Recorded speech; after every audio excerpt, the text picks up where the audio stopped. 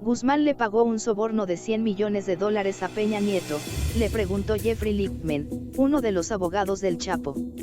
A Cifuentes Villa durante el interrogatorio de la defensa. Sí, respondió el testigo. Guzmán podría dar más detalles pronto. Poco después de que el jurado se retirara a las 4:30 de la tarde del martes 15, Lichtman confirmó que el capo podría declarar en su propio juicio al enviar el nombre de Guzmán a la fiscalía como posible testigo por parte de la defensa. De acuerdo con Cifuentes Villa, Peña Nieto buscó al Chapo poco después de la votación presidencial de 2012 en la que fue electo y le pidió un pago de $250 millones a cambio de frenar la búsqueda del narcotraficante. Guzmán, según Cifuentes Villa, le hizo una contraoferta, le daría a Peña Nieto solo $100 millones.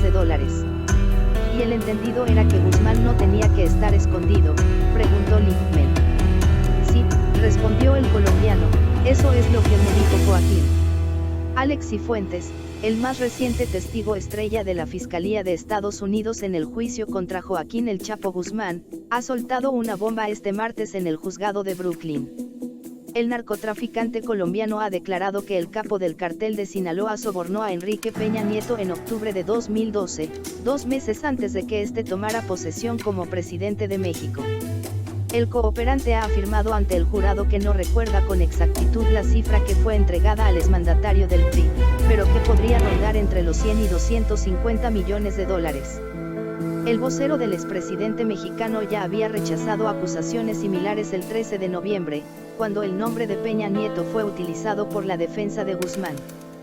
Joaquín me lo comentó, dijo Cifuentes cuando fue interrogado por el abogado de El Chapo, Jeffrey Lichtman, sobre el soborno a Peña Nieto. Su testimonio está basado en declaraciones y en fotografías enviadas a su móvil, pero nunca fue testigo presencial del supuesto pago, que se habría hecho en maletas repletas de dinero, a través de una persona a quien identificó como la comadre María. Cifuentes lleva 3 jornadas sentado en el banquillo y es considerado por la acusación como uno de los hombres más cercanos a Guzmán. Su brazo derecho, y también el izquierdo, dijo quien vivió con el capo en la serranía de Sinaloa durante 2 años, desde el otoño de 2007. Cifuentes ha repetido este martes ante el juez Brian Couguen lo que ha sostenido en 3 declaraciones juradas. La primera de ellas se llevó a cabo en enero de 2016, cuando se estrenó como cooperante de las autoridades estadounidenses. En ese entonces, el colombiano dijo que habían sido $250 millones. Meses después, en abril de ese mismo año, el testigo protegido corrigió a la baja la cantidad afirmando que fueron $100 millones. Esa misma versión la sostuvo en un tercer encuentro, en noviembre de 2017, cuando llevaba casi 2 años cooperando. En septiembre de 2018, no obstante, Cifuentes se reunió con los fiscales del caso para abordar el soborno como único tema, algo extremadamente inusual. Allí confesó que estaba confundido con las cantidades. El testigo protegido afirmó que recibió en su teléfono móvil fotografías de maletas repletas de dinero.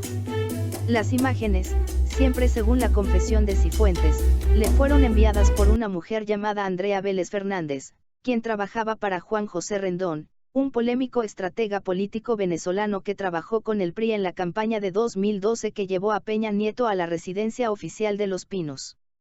Cifuentes asegura que las fotografías fueron tomadas en Ciudad de México durante la campaña electoral de aquel año. Antes en su testimonio, el narco colombiano identificó a Vélez como una de sus secretarias. Relató también que el Chapo le encargó sobornar con $10 millones a un general mexicano, para que le dejara en paz. Y explicó que si tenía eso, le recompensaría con $1 millón. Ella tenía una agencia de modelos. Pero fracasó en el intento, según Cifuentes, porque el general odiaba mucho a Joaquín. Se enojó mucho y mandó matarla, por mentirosa, afirmó el declarante. La orden de asesinato no se ejecutó y Cifuentes siguió manteniendo el contacto. El escándalo no termina allí.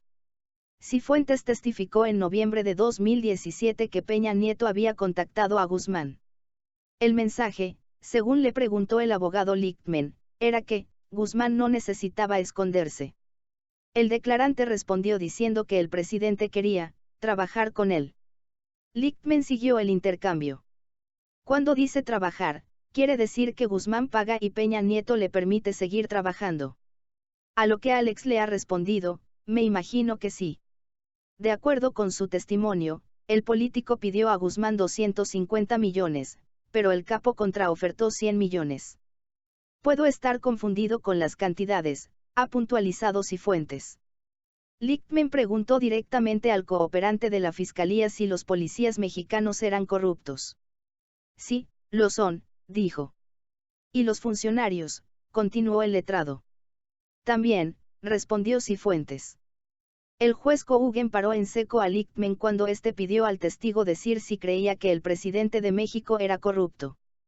El momento tuvo ecos de noviembre pasado, cuando el togado pidió al jurado desestimar el alegato inicial de la defensa que afirmó que el Chapo había sobornado a los expresidentes Felipe Calderón, 2006 a 2012, y Peña Nieto, quien abandonó el poder el 1 de diciembre.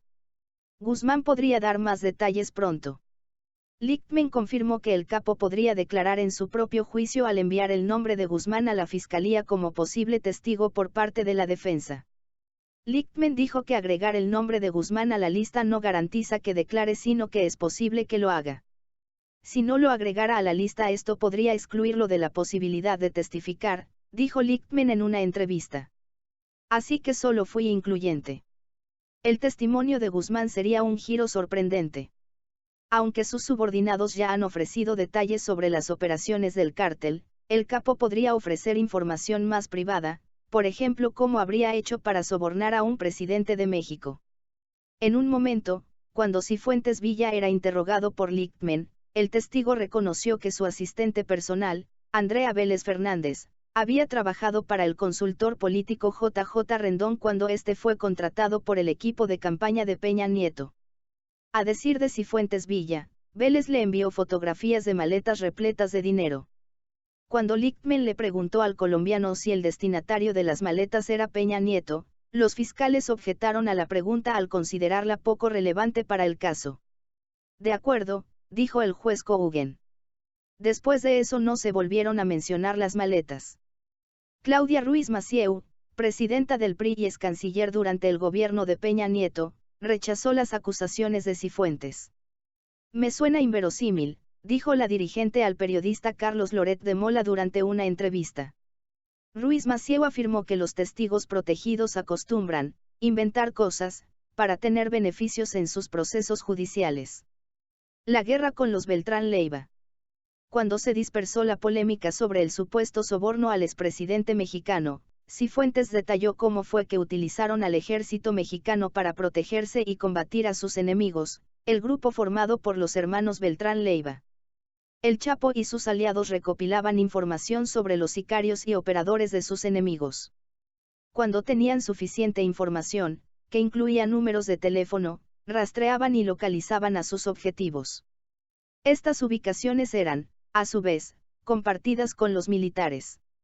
El cartel de Sinaloa pagaba entre 10 y 12 millones de dólares por cada uno de estos operativos que finalizaban con la captura de sus enemigos.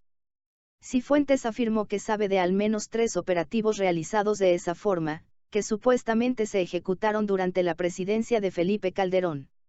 El equipo que defiende a El Chapo recurrió al argumento de los sobornos para demostrar que hay una intención del gobierno de México y de EU por procesar a su cliente.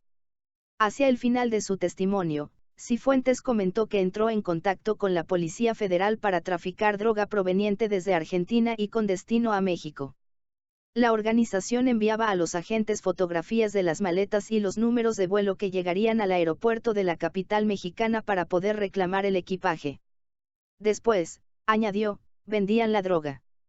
La policía era entonces cliente del narcotráfico, sentenció el abogado de la defensa. Más información en el blog del narco.com.